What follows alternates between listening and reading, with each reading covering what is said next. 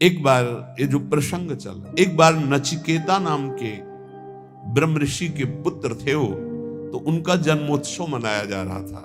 तो जन्मोत्सव में अब वो ब्रह्म ऋषि थे तो बहुत से ब्रह्म ऋषियों को बुलाया, मंत्रोच्चारण हुए वेदों के, फिर गौएं दान की। तो नचिकेता ने देखा गलत हो रहा है, उन्हीं का जन्मोत्सव था। अच्छी अच्छी गौएं गौशाला में रख ली गई हैं और जो कम दूध देती हैं या जो दूध देना छोड़ने वाली हैं वो गौएं दान की जाए।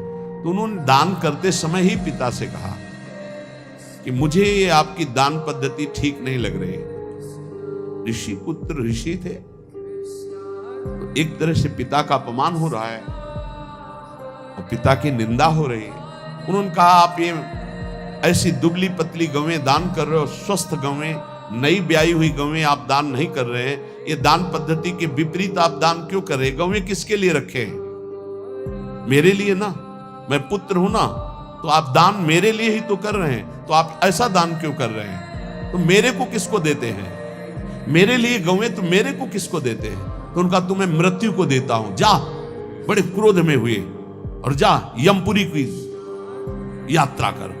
और वो ब्रह्म ऋषि, एक एक शब्द सत्य होता है सत्य बोलने वालों का, तत्काल यमपुरी के लिए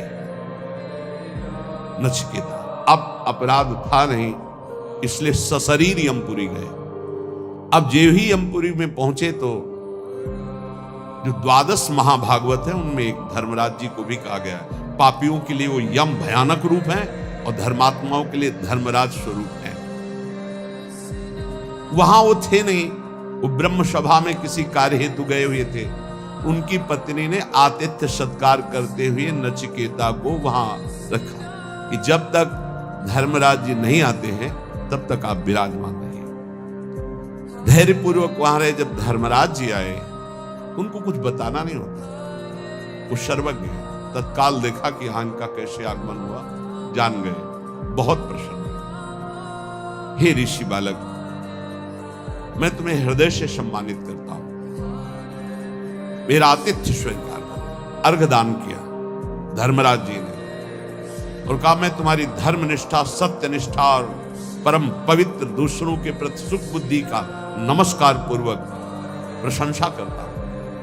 मैं बहुत प्रसन्न हूं, बोलो तुम क्या चाहते हो? उन्होंने कहा मैंने सुना है कि आपको ब्रह्म बोध है, अध्यात्म विद्या के आप परम ज्ञाता हैं, मैं आपसे आत्मज्ञान चाहता हूं। उन्होंने कहा नहीं, तुम पृथ्वी का सम्राट पद स्वीकार करो, सुंदर सुंदर नवयुवतियां रानियों के रूप में तुम्हें मिलेंगी, मैं तुम्हें सम्राट पद में अभिषिक्त करूंगा। मृत्युलोक का सबसे बड़ा बलशाली, स्वस्थ रहकर हजारों वर्ष तक भोगों को भोगने वाला, चिंतित पदार्थ तत्काल उपस्थित हो जाएंगे, जो सोचोगे वही हो जाएगा, ऐसा तुम्हें आशीर्वाद देता हूं। बोले नहीं चाहिए मुझे आत्मज्ञान चाहिए, छोड़ो। मैं तुम्हें स्वर्ग का देवराजेंद्र पद देता हूं, नवीन नवीन अप्सराएं तुम्हारी सेवा में रहेंगी, समस्त भोग वैभव देवता तुम्हारे अधीन रहेंगे, ऐसा मैं तुम्हें वरदान देता हूं। बोले नहीं चाहिए, मुझे सिर्फ आत्मबोध चाहिए, आत्मज्ञान चाहिए। क्या क्या नहीं लालच दिया, जब कोई भी बात स्वीकार नहीं का, आत्मज्ञान चाहिए, तब बोले श्रेयश्च प्रेयश्च मनुष्य में तस तो संपरित्य विविनक्ति धीरः श्रेयो ही धीरे भी प्रेयसो व्रणीते प्रेयो मंदो यज्ञ क्षेमात् व्रणीते। हे नचिकेता, तुम महान हो।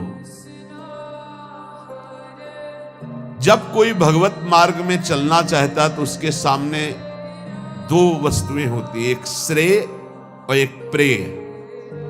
श्रेय कहते हैं जिससे भगवत प्राप्ति होती है, प्रेय कहते हैं जिनसे भोगों की प्राप्ति होती है। दोनों सामने रखे जाते हैं। किनके?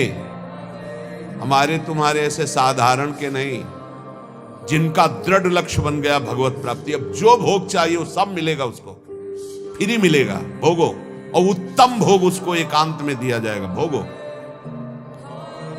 अगर प्रेय भोग लिया तो श्रेय की प्राप्ति का अधिकार क्षीण होने लगता है। अगर प्रेय को ठुकरा दिया तो श्रेय की प्राप्ति, श्रेय माने कल्याण, परम भगवत प्राप्ति, परमानंद की प्राप्ति, प्रेय भेजा जाएगा। यहां तो प्रेय के लिए ही श्रेय को स्वीकार कर रहे हैं, भगवान को साधन मान रहे हैं और भोगों को साध्य मान रहे हैं, जबकि साध्य भगवान होने चाहिए, भोगों को साधन बना दो। नचिकेता, तुमने प्रेय को ठुकराया है, तुम श्रेय के अधिकारी हो।